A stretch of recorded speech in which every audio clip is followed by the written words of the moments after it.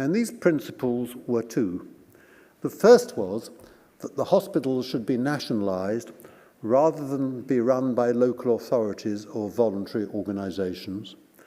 And the second was that the health service should be founded almost wholly by taxation and not by other methods of finance.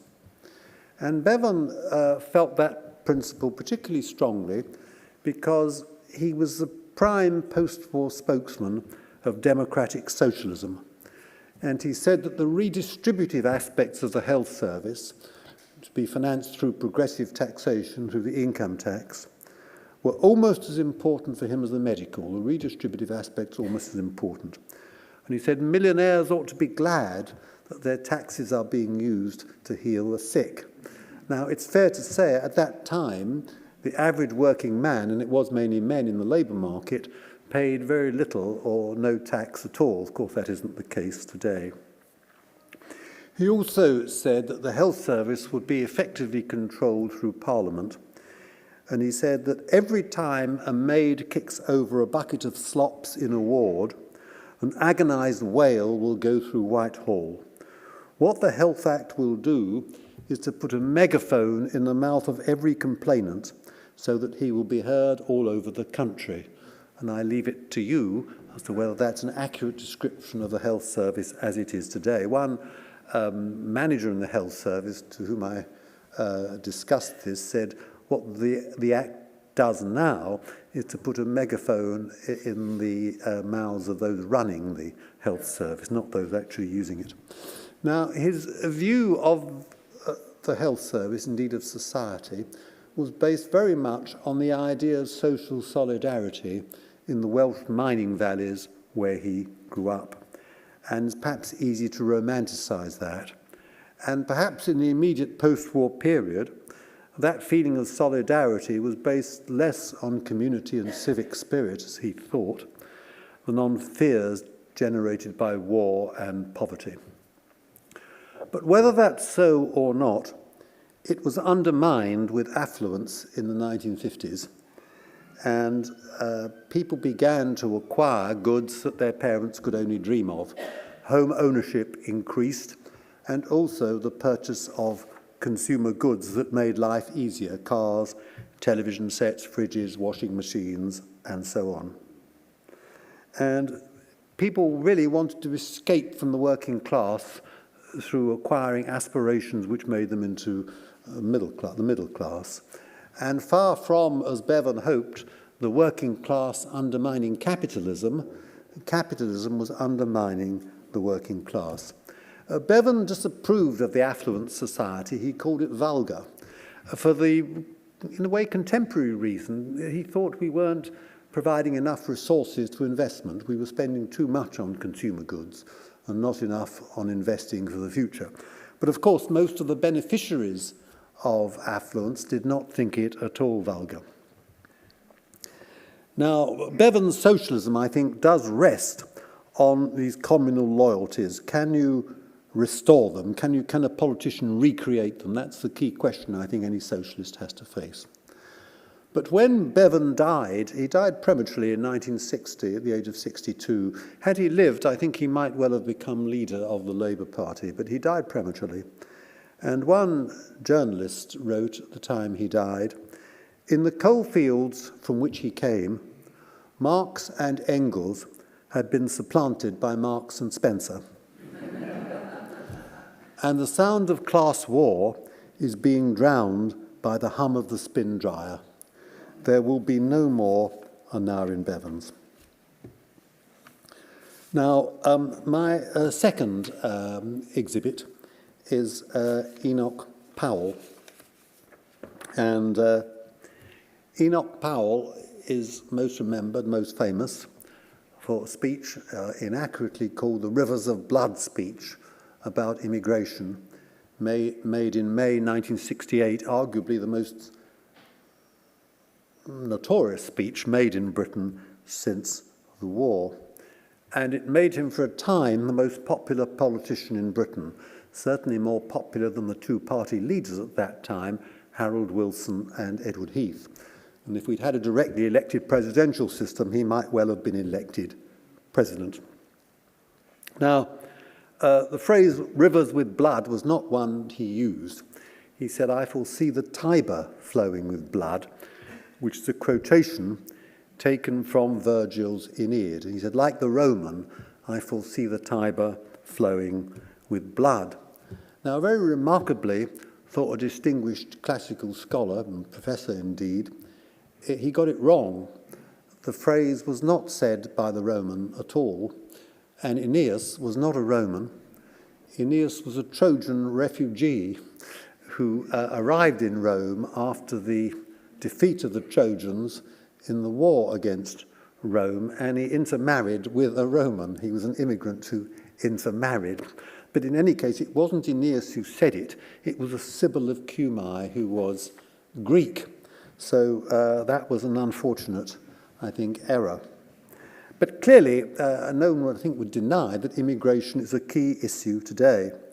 And Keir Starmer recently borrowed one of his phrases by saying that we were in danger of becoming an island of strangers, and that mimicked what Powell said, that people felt they were becoming strangers in their own land. But when Keir Starmer found the analogy with Powell, he quickly retracted what he'd said and said that the phrase was due to a member of his staff, not himself. Now, he also said that immigration has caused incalculable damage. Now, I think no one would deny immigration is a key issue today, and a key cause of Brexit. I think arguably the main argument in favour of Brexit was that we should again get control over immigration from the EU. When Enoch Powell spoke, immigration ran at roughly 50,000 net per year. When we were in the European Union, it was around 300,000 net per year. But now it's over 700,000 a year. It's over 2.5 times what it was when we were in the European Union. Now, in my personal view, Enoch Powell actually damaged the cause of immigration control because on account of the rather unpleasant anecdotes he used in the speech, which I certainly won't repeat, he made it appear that anyone who favoured immigration control was a racist. Now, clearly, you weren't racist if you wanted control of immigration from the EU. That wasn't a question of stopping people of a different race, whatever race means, coming into the country. But nevertheless, Powell was significant in persuading many working-class voters, particularly in the general election of 1970, to switch from the Labour Party to the Conservatives, and ironically helped the election of his great opponent, Edward Heath, as Prime Minister.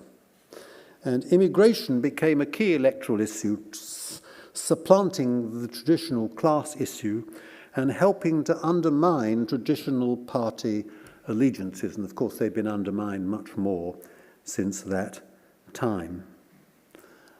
A further reason for Powell's influence was that he was the first Eurosceptic, the first to express hostility to the European communities as the European Union then was. And he said, what I think is true, that the European Union suffered from a democratic deficit that took power away from Westminster and would subject Britain to a foreign court. And these, of course, are all key issues in the 2016 Brexit referendum. He said that Westminster would no longer be a sovereign parliament, and Britain would be subject to laws and taxation imposed by a body outside the country. He was also opposed to devolution, which he saw as leading inevitably on a slippery slope to Scottish independence. He thought there was no middle way between having a unitary state, which we had before devolution, and independence, except for federalism, which he said was not suited to British conditions. Now, Enoch Powell died in 1998, just a year after the Blair government was elected in 1997, which was committed to devolution. And after that election, Enoch Powell said to his wife, "They have voted to break up the country." Now, I think on that issue, the jury's still out. He may be right, but it may be that devolution helps preserve the country. So we don't know. All I would say is that he remains at the very forefront of modern political debate, like are now in Bevan. Now, my third exhibit is Roy Jenkins, and he set out his credo in a book called The Labour Case, which he wrote in 1959. It was a Penguin book, and it was part of a series laying out the case for each of the different parties in the general election. And the Labour case was intended to persuade people to vote Labour. It wasn't successful from that point of view because the Conservatives increased their majority in that election. But he added a last chapter to that book in which he said he was going to discuss issues which aren't normally thought of as part of the agenda of politics.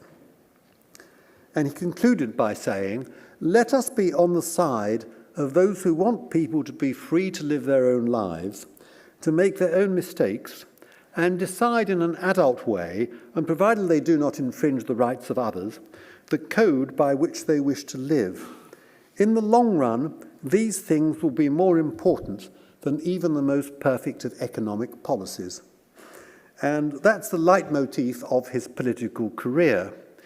And he was twice Home Secretary in the 1960s and in the 1970s.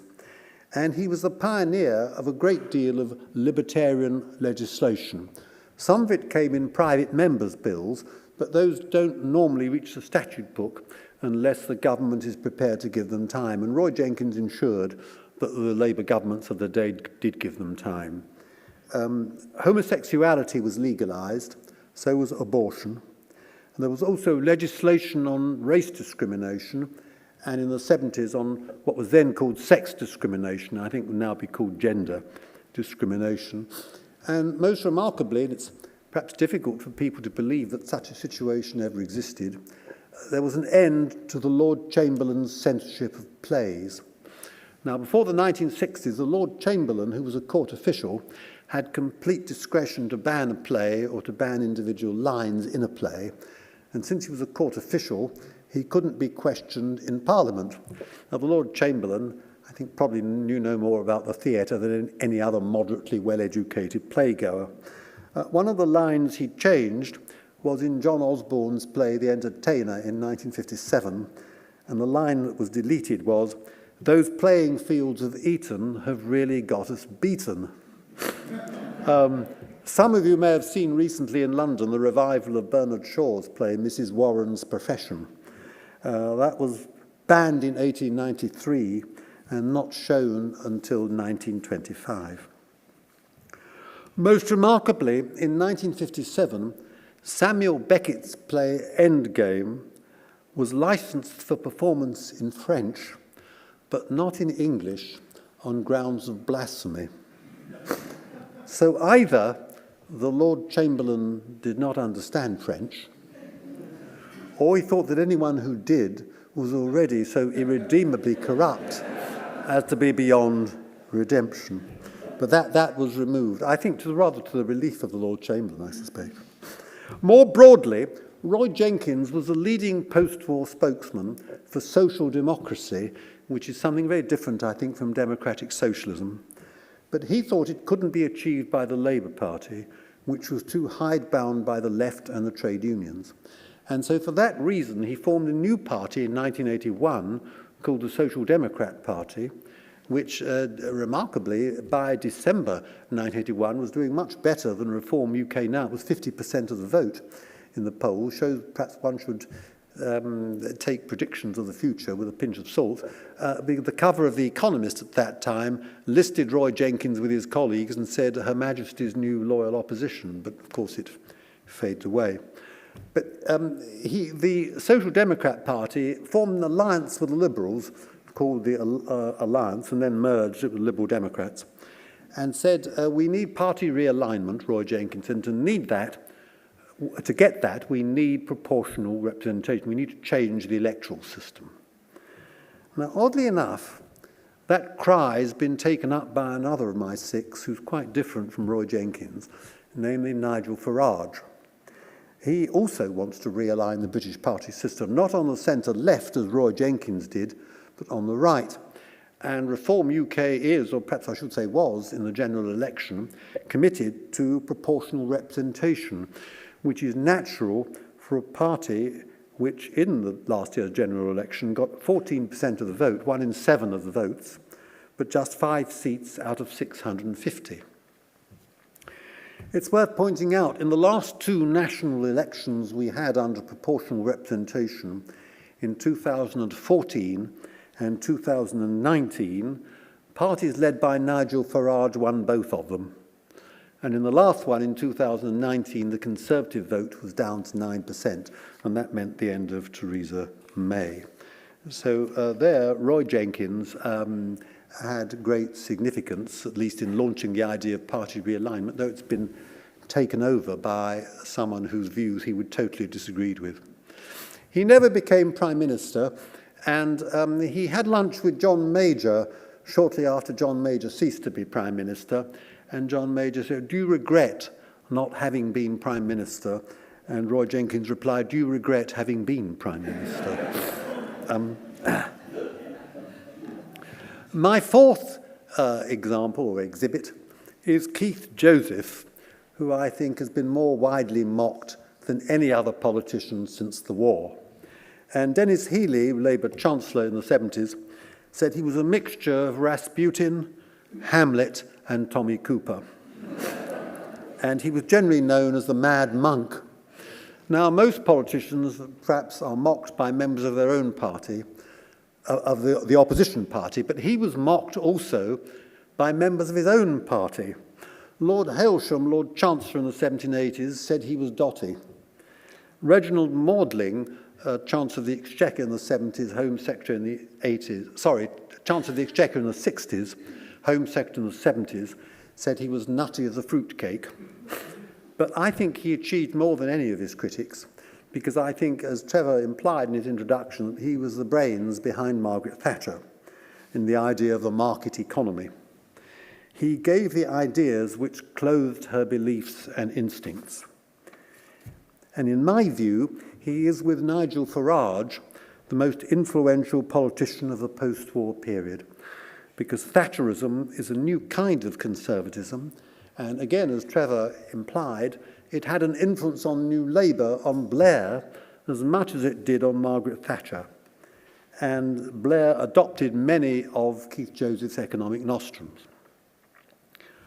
Now, Keith Joseph said first that inflation was the great disruptor, and the control of inflation must be the first aim of government policy.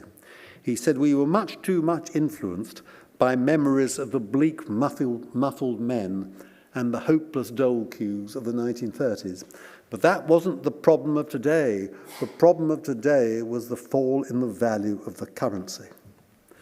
Secondly, he said, Conservatives had made the mistake of thinking there were shortcuts to utopia via high public spending, in particular subsidies to nationalised and private industries, which drew away wealth created by the private sector. But it was the entrepreneur, the private entrepreneur, who had the Aladdin's lamp, which alone could produce the revenue to finance social improvement. Thirdly, he said the trade unions had too many privileges and immunities. They seemed beyond the law, and that was quite wrong. That was also holding us back. And I think it would be agreed that all of those nostrums have become more or less the currency of modern political debate. And even Keir Starmer's Labour Party, probably the left of Blair's, doesn't seek to restore trade union immunities and privileges as they were in the 1970s, and accepts that the control of inflation is central to economic policy. So Joseph was very successful from that point of view. But he was an unusual politician, because most politicians exaggerate their successes and their often non-existent achievements. Keith Joseph was the opposite. He was very self-deprecatory. And he said, I was a joke, a useful joke, a convenient madman. And when he finally left government in 1987, having been the Education Secretary, he was interviewed by a journalist from the Teachers' Union who asked him whether he was proud of his achievements as Education Secretary, and he simply replied, no. But what he did was to give the Conservatives intellectual self-confidence, which they'd lacked before. They'd previously been a defensive party, reacting against Labour's achievements. Joseph, played a similar role to that of the Left Book Club in the 1930s, thinkers like G.D.H. Cole, Tawney, Harold Lasky, who set the agenda really for the Attlee government. He did the same for Margaret Thatcher, and as I've said, beyond that, with New Labour. Britain's 2006 World Cup official document said Britain was a nation of entrepreneurs. I think the Labour Party wouldn't have said that before 1979.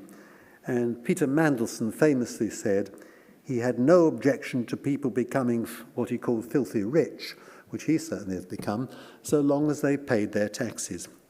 So the virtue of markets and competition in place of public ownership and planning. But Margaret Thatcher, and Joseph too, wanted to create not just a new economy and a new society, one based on what Margaret Thatcher called Victorian values: community, family, and love of country. She called them Victorian values. I think they're really based on an idealised view of Britain in the 1950s, based on thrift and investing. Her father was the owner of a grocer's shop in Grantham who never borrowed money. He thought it was immoral to borrow money. But the trouble is that the market economy, or capitalism if you like, is a destabilising phenomenon. It undermines a stable society. And Joseph was very surprised when the Mulberry Trust, which was a trust he was involved, the housing trust, when the divorce rate increased amongst homeowners. The security of a home enabled people, and particularly women perhaps, to re-evaluate unsatisfactory relationships. And particularly after the Big Bang in the city in 1986, the motto wasn't invest and save, but borrow and spend. And our picture of the late 1980s is not that of thrifty shopkeepers, but of young men drinking immoderately in Liverpool Street Station at the end of the week's work before travelling to their homes in Essex. And one Conservative journalist said very unkindly about Margaret Thatcher that her aim had been to create a society in the image of her father, but she'd actually created one in the image of her son, who was a get-rich-quick entrepreneur whose activities attracted the attention of the tax authorities. Michael Foot once said that Keith Joseph reminded him of a conjurer he'd known in his youth at Plymouth, who asked a member of the audience to hand over his watch. And he wrapped the watch in a handkerchief and smashed it with a hammer. But then he said, "Oh dear, I've forgotten the second half of the trick." But I think it's important not to end on a negative note. A lot of people say that Thatcherism was divisive, and so in part it was, but it was also uniting because it closed off certain issues, just as the Attlee government had done. After the Attlee government, no one could really dispute the state had a duty to look after health, look after the unemployed, the disabled, and the poor. After Margaret Thatcher, no one could deny that we didn't want any more large-scale nationalisation, that taxes should be lower. Tax rates was 60 to 80% in the 1980s. Now people argue as to whether it should be 40 or 45%. No one thinks it should be as high as it was in the 1980s. Control of inflation is seen as the priority in economic policy. Trade unions must be within the framework of the law, all taken for granted. So I think we live to a large extent in Keith Joseph's Britain. Excuse me. Now, my fifth exhibit is Tony Benn. And he, like Nye Bevan, was a democratic socialist, but he's not remembered for reforms in that area, but for three important constitutional reforms which, like the abolition of theatre censorship, we all take for granted. The first is, and again it's difficult for people to believe that the situation ever existed, was that hereditary peers could renounce their peerages. Because before Benn, in the early 60s, they couldn't. And when Benn's father, Lord Stansgate, who was a Labour hereditary peer, died in 1960, The day afterwards, Ben received an NI card addressed to Lord Stansgate and was prohibited from entering the House of Commons. When he went to see the clerks in the House of Lords, they didn't want to be a peer, so they were very insulted that anyone didn't want to be a peer. He said, if I had arrived with a string around my trousers and a choker scarf and said I was a dustman but thought I had a strong claim to be the Earl of Dundee, they would have treated me with more respect. And they said he was a reluctant peer, but he said he was a persistent commoner. And his case went to the House of Commons Committee on Privileges. And they had to decide whether in the early 13th century Roger le Bigod had the right to renounce his peerage. And this was decided by Mr. Justice Doddridge in the early 17th century, who said that he couldn't renounce a peerage because a peerage was a personal dignity annexed to the posterity and fixed in the blood. And Tony Benn said he didn't think that would go down well with his constituents in Bristol. And he took a phial of his blood to show it wasn't blue at all, but red like everyone else's.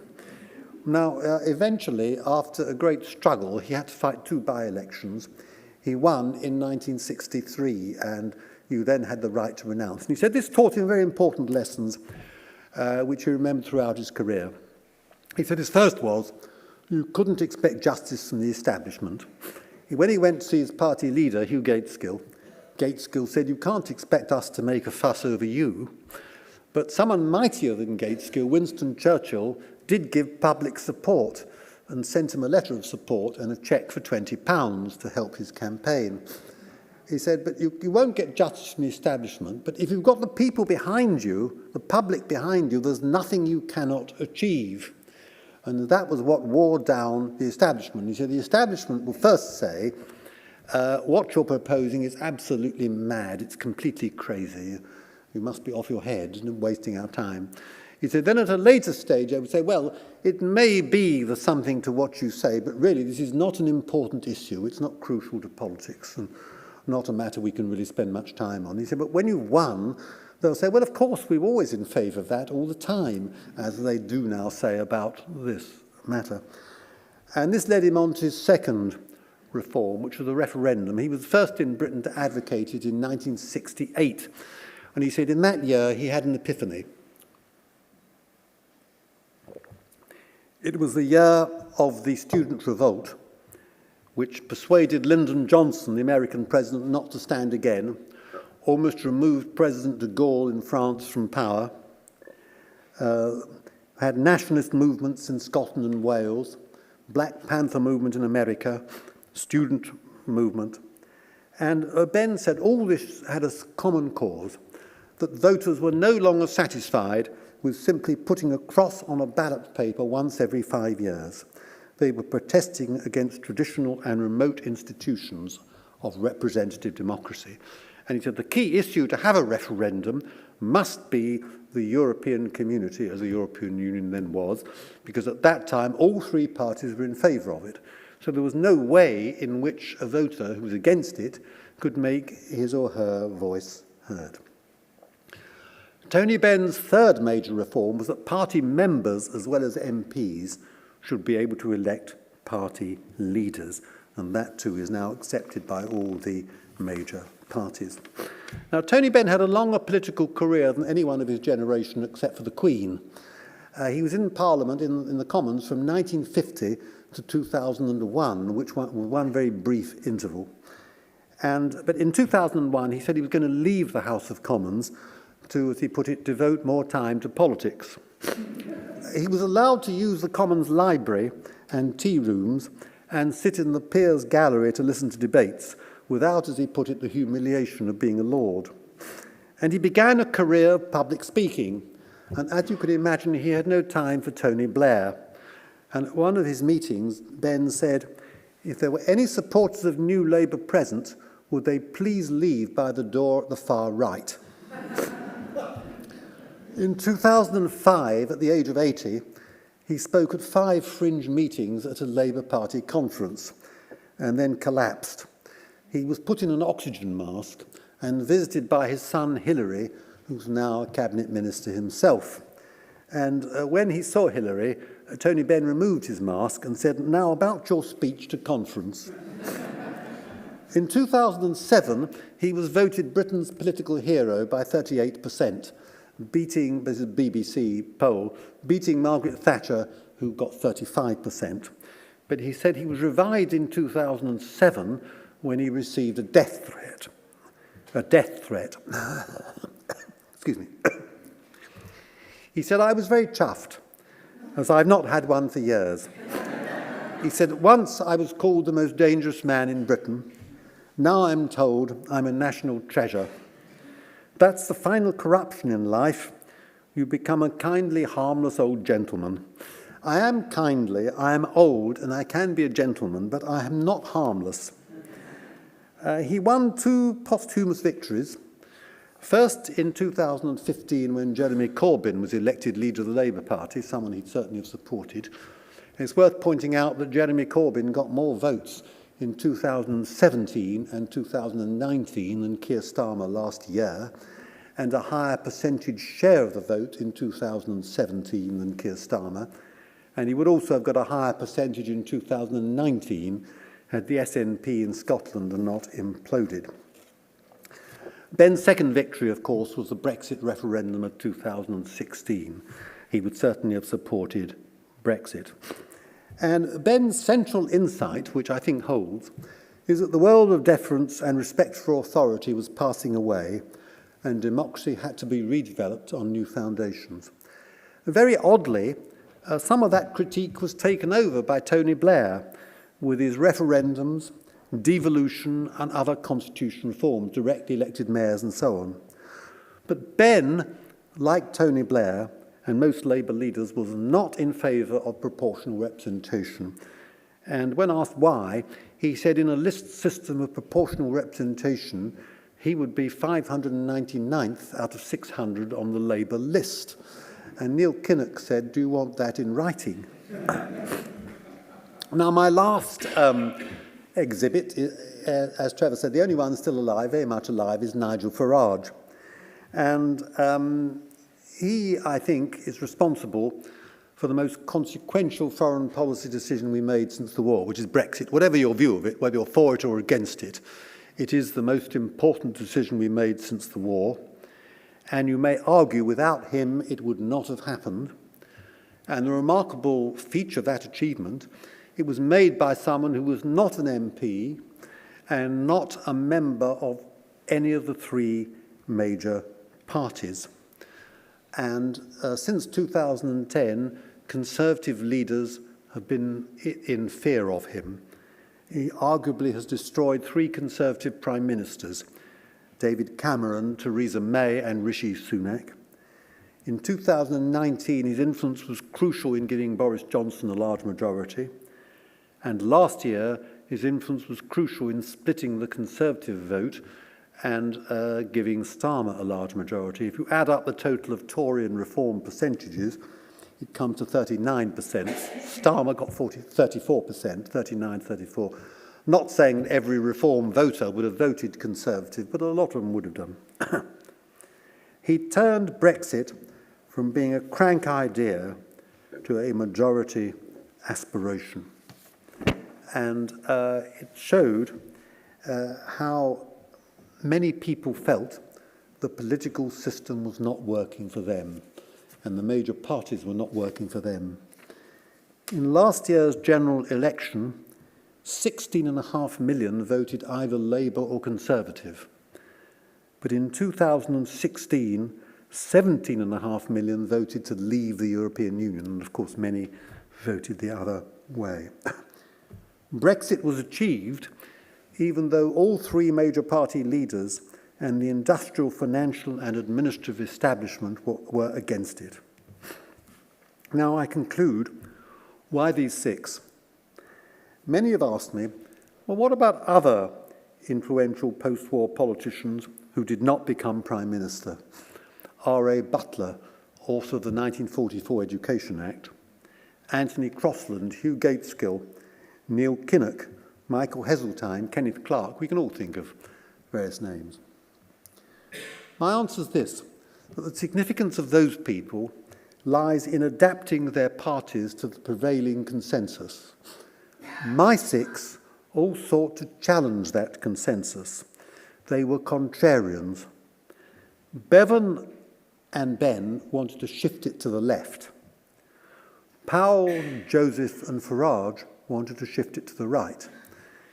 Jenkins was in favour of the consensus, but thought it had to be built on firmer foundations, namely a new constitutional settlement.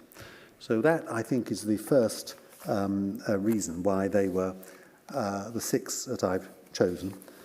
The second reason is that they were brilliant communicators. They were both contrarians and brilliant communicators. The epigraph to the book is a quotation from Bernard Shaw, that the reasonable man adapts himself to his environment. The unreasonable man seeks to adapt his environment to himself. And therefore all progress depends on the unreasonable man. And that is why there were Bevanites and Powellites and Benites and Jenkinsites, but there aren't any Butlerites, Kinnockites or Clarkites. Now, second, as I say, are all fine communicators. The first task of a politician is to communicate, just as the first task of an academic is to write and teach. But sad to say, very few of our leading politicians can communicate. Nigel Farage, whatever you think of his views, is able to communicate. But it's not enough just to be able to communicate. You must have something to communicate. Margaret Thatcher said of Bill Clinton, he's the great communicator, but he has nothing to communicate.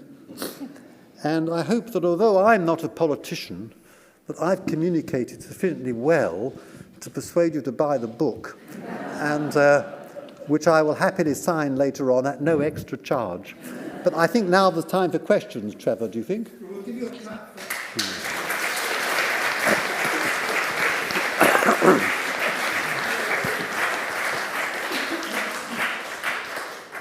Right, well, we've got a little while for questions. Who's the first? A communicator?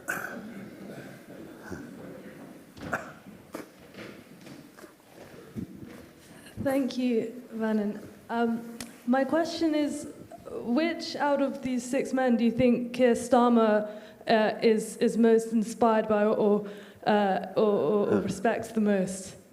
I'm not sure Keir Starmer's inspired by anything much. I mean, I don't think any of them. I don't think he thinks in that way. I think he adapts himself. He's one of those who adapts himself to the environment. I think the politician he's claimed to have most sympathy with is Harold Wilson, which I think is rather a pity in a way. I mean, I was once fortunate enough to meet Edward Heath, Wilson's great opponent, and I asked him what he thought of Wilson, and he said, clever man, achieved nothing. I don't think Starmer thinks in that way at all, so I'm sorry. Is it true that you lived until you were 40? You lived until you were 65. You worked until you were 65, and then lived until you were 66. And that was the start of the National Health Service in 1946. It didn't cost as much as it does now, where one lives to over 85. Oh, absolutely. And as I understand it, things which would have killed you 30, 40 years ago are curable now, and of course it's great expense. Well, what you're implying is it's a very different world, but the question is whether the National Health Service has adapted to it. Nigel Lawson, the Chancellor of the Exchequer in the 80s, said that the National Health Service was the nearest the English have to a religion, and it was impious to question it. That may be altering now, but you're absolutely right. Of course, medicine was a very different thing in those days, yes. different world. Thank you. Perhaps Nye Bevan would have understood that.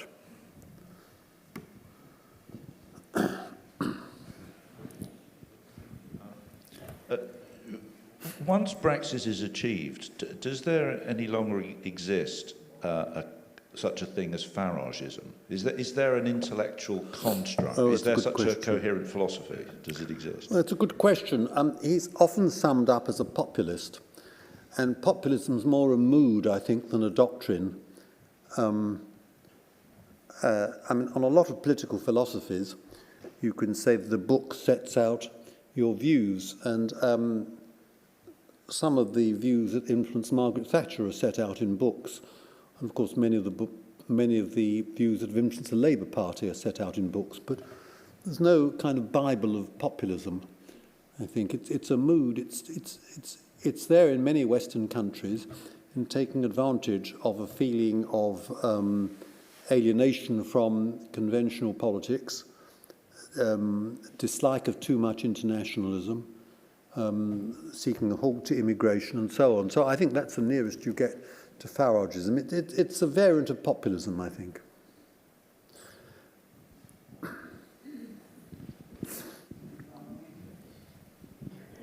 Thank you. Following up on your characterization of today's world as that, and describing that as the current environment, do you think it's conceivable that there could be a contrarian who could make the centre hold, whatever the centre is? Yes, anything. Yes, I think that's right. I think there's a huge gap in the political market for such a person. Yes, of course. And no doubt on the left, perhaps to some extent, Corbyn tried to be that. Yes, perhaps Zach Polanski, who knows? But there are huge gaps in the market. It's very difficult to think of many politicians who can actually communicate to the voter, which is strange when you think that's...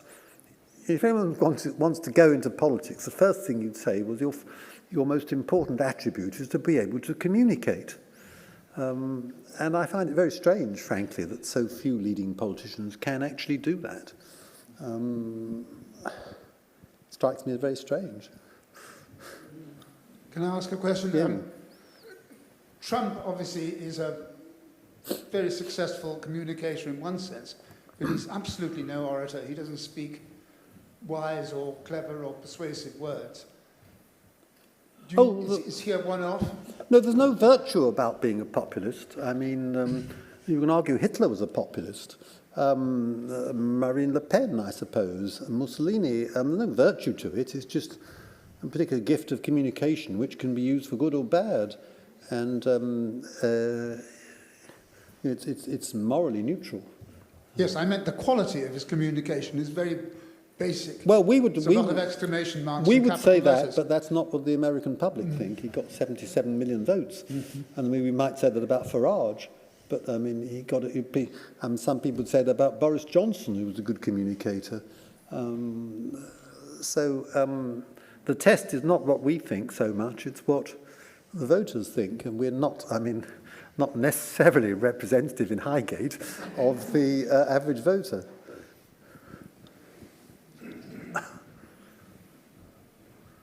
Thank you very much for a good presentation of an interesting thesis. I've been looking at it in a slightly different way, and I can understand very much you saying they had an effect on the zeitgeist at the time, of the sort of the issues at the time. But actually, if I look at them, I think of only two who've had lasting achievements in terms of benefiting the whole. And what I mean by that is, I would think most of us would think, the majority of people would think that the NHS was an achievement it's worthy of being proud of. And a lot of us would think that Roy Jenkins' liberal approach was also worthy of being proud of. I think I can't see really what Ben achieved in that sense, other than being an agent provocateur at certain stages. And equally well, that goes for Powell. I think Joseph is a much more interesting character because of setting up the Centre for Policy Studies and the work he did behind the scenes in changing the value structure of the Tory party, which, as you rightly said, had no ideology before. But so it seems odd to me that we're sort of thinking about about 6 people, of whom only 2 really made an achievement that's affected people's lives. What do you think about that perspective? Well, Tony Benn's referendum has made a hell of a lot of difference, because without the referendum, we'd still be not necessarily for the good. Well, that's a matter of opinion, of course. I mean, I'm not a Brexiteer myself, but that's a matter of opinion. But it certainly made a difference to our lives, because without it, we'd probably still be in the European Union. Now, it's clear the majority of the public in the referendum did not want Britain to remain in the European Union. And then Powell pressed that case, but he also brought people's attention for the first time, I think, to the problems of immigration, which, again, struck an important chord, and it's an important issue now in British politics. Joseph, you mentioned fair enough. Again, Farage, without him, we might not have left the European Union. Now, whether you're in favour of that or not, you can't deny it's a most important decision that affects not just us, but future generations. I mean, what you're saying is you don't agree with them. Well, fair enough. I'm saying yes, they make an important effect, but only 2 of them have a really good effect. Well, that's a matter of opinion. I mean, you can't say all 6 would have had a good effect because they believe such different and contradictory things. It's for you to judge whether their effects were good or bad. All I'm saying is they had an effect, but you may think could I suppose think they all had a bad effect, but I mean they had an effect. Could you say a bit about what puts the wind in their sails? For example, behind Keith Joseph, I understand there's the ideology of Hayek. Behind Nye Bevan and Tony Benn, the 2 deeply principled politicians there, it was the working class and the Labour Party. And by the way, Tony Benn, I gather, had put on his gravestone, "I wanted to encourage people."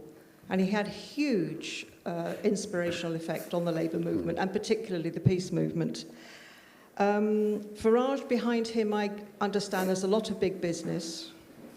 And behind Jenkins and the Social Democrats, no doubt, was a lot of business funding that party in order to stop socialism becoming a little bit too red-throated. So could you say a bit about that? What's lying behind these people, please? Yes, I think if there's one feature that explains them all, it's the result of experience. Bevan, obviously, his experience of the mining valleys and difficulties people had before the war in affording health care. I think that struck him greatly. I think he was one of a large number of children, which I think 3 or 4 died in infancy, which was, I think, not wholly uncommon in those days. Enoch Powell's experience as a West Midlands MP with problems which he thought other MPs didn't understand, when he mentioned that in a particular primary school he knew there was only one white child, as he put it, and he said it was greeted with complete horror, as if he'd been talking about darkest Africa rather than conditions he knew in Birmingham. Roy Jenkins, I think his experience of what he saw as the intolerance of the left and the power of the trade unions in the Labour Party. Keith Joseph, as a result of the failure of previous Conservative policies. He said in 1974, I thought until now that I was a Conservative, but I now realise that I was never really a Conservative at all, because he'd put a lot of faith in government action. He'd said I was a more man, more houses, more public spending, more schools, everything else. That wasn't the right thing to do. And he was very characteristically apologetic. He always said in his speeches, I must take my share of the blame. And he was known as someone who, on all his previous policies, he said they were a mistake, and he apologised. I mean, he apologised for a reorganisation of the health service in the early 70s, which he thought was a mistake. He apologised for the high-rise flats, which he thought was a mistake. And he apologised for a reorganisation of London government in the 1970s, which he thought was a mistake. And in 1978, I think it was, he was going to make a speech the day after the holiest day in the Jewish calendar, Yom Kippur, the Day of Atonement, and one journalist said it was a sign of his growing self-confidence that he was now apologising for a speech before actually making it. Tony Benn, his own experience with the renunciation of the peerage and what he felt about people being dissatisfied with democratic institutions, and Farage, his experience that none of the other parties would deal with what he saw as a problem of Europe. He first became interested in politics with when Britain became committed in the Maastricht Treaty to monetary union, which he thought was a mistake. And he said he went to a meeting at which he heard a Eurosceptic Labour MP, Peter Shaw, and a Eurosceptic Tory MP, John Biffen, denouncing it. And he said, well, what should you do? What should we do about it? And he said, Peter Shaw said, well, you should join the Labour Party. And John Biffen said, well, you must join the Conservative Party. He said, it wasn't enough. They were both committed to Maastricht, so he founded his own, or helped found his own party, or joined, rather, a new young party, which he built up. So that it's experience, I think, in all these cases that moved people as much as reading. Would it be an advantageous thing for Chancellors of Exchequer to go on a business course and understand cause and effect? Well, I think better than going on a course, actually to run a business or financial institution. I don't think anyone in the present cabinet has done that. I think to get experience of what it's like, yes, I think that would be very helpful. I'm not sure, I don't know to what extent you can teach entrepreneurship. I don't know. I think we're going to go next door now. Thank you, Vernon, so much. An excellent teacher and an excellent communicator, like your models, and brilliant to get those 6 into such a concise period of time. Well done. And